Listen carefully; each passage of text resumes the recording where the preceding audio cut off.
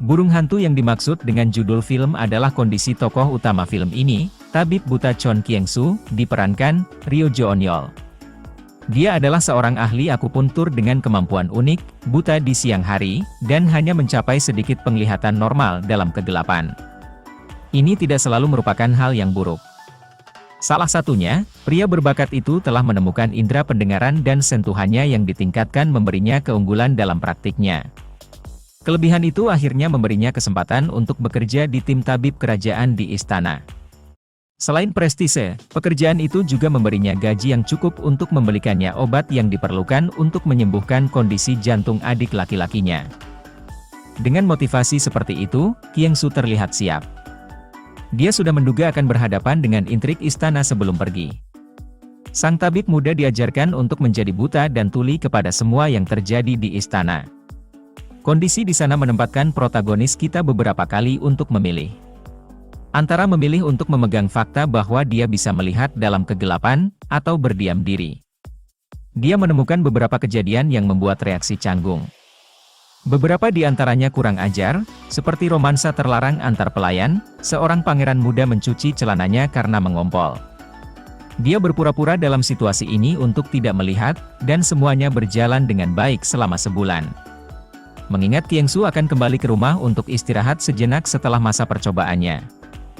Membawa saudaranya obat berharga yang diberikan oleh putra mahkota. Lalu hal-hal mulai berantakan. Saat ada kolusi gelap yang membuat putra mahkota dibunuh. Kisah semi-fiksi ini sebenarnya berakar dari sejarah Korea Selatan. Selama dinasti Joseon, putra mahkota Sohyeon kembali setelah dibebaskan sebagai sandera oleh suku Manchu. Tetapi tidak lama kemudian meninggal secara misterius setelah dia kembali. The Night Owl menyuntikkan peran ahli akupuntur berbakat sebagai saksi peristiwa yang menyebabkan kematian pangeran tercinta, dan bagaimana dia berjuang dengan prioritasnya untuk menawarkan resolusi yang adil. Sutradara An Tae-jin menawarkan kisah moralitas yang sangat mengejutkan di antara pengadilan. Dalam rentang film yang singkat, dia tidak hanya mengolah cukup banyak perspektif tradisional dan berpikiran maju antara pengadilan untuk membangun gesekan. Tetapi juga berhasil menyelinap dalam pergantian filosofis antara pandangan, visi, dan tindakan memisahkan kekuatan masing-masing dan memberikan kekuatan. Ironi juga. Orang biasa mungkin memiliki bukti dan kekuatan untuk mengatakan kebenaran, tetapi mereka yang berkuasa membuat mereka tidak berdaya, bahkan jika terkadang mereka membutuhkan kebenaran itu. Jadi tarik-menarik antara berperan sebagai pion atau mengambil kendali dengan suara menjadi kunci bagaimana sejarah akan terungkap. Sederhana namun kuat, The Night Owl kemungkinan akan menjadi hit karena agak tidak mencolok. Tetapi mereka yang menangkapnya akan terkejut tidak hanya dengan kisah yang mengharukan, tetapi juga beberapa urutan yang menarik, baik dari kejar-kejaran kucing dan tikus dan kejahatan saat karakter membuat gerakan yang diperhitungkan. Ada beberapa kejutan, banyak akting solid dari para pemain, dan plot masuk akal yang mudah dinikmati. Pilihan untuk melihatnya adalah milik Anda dan untungnya, kerajaan tidak bergantung padanya.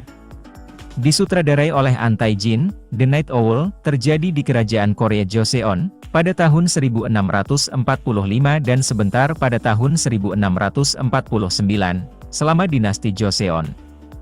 An ikut menulis skenario fiksi dengan Soo In-bang dan Gyu Ri-hyun. Meskipun film ini fiksi, namun menampilkan beberapa penggambaran tokoh dan peristiwa sejarah kehidupan nyata. The Night Owl mengambil legenda Korea yang terkenal tentang kematian misterius seorang pangeran sejati dan menunjukkannya dari sudut pandang ahli akupuntur fiktif dan sebagian buta yang disewa oleh keluarga kerajaan dan yang menyaksikan kematian tersebut. Adegan pembuka, The Night Owl, berlangsung sekitar pukul 6 pagi. Pada tanggal 27 April 1645.